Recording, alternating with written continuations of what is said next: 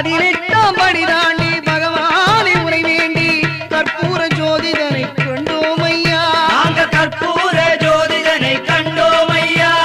மகர ஜோதியை கண்டு மனமான சரணம் போட்டு மகர ஜோதியை கண்டு மனமான சரணம் போட்டு மணிகண்டா உன் பெருமை அறிந்தோம் ஐயா. மணிகண்டா உன் பெருமை அறிந்தோம் ஐயா. சாமியே சரணம் ஐயப்பா சரணம் சுவாமியே சரணம்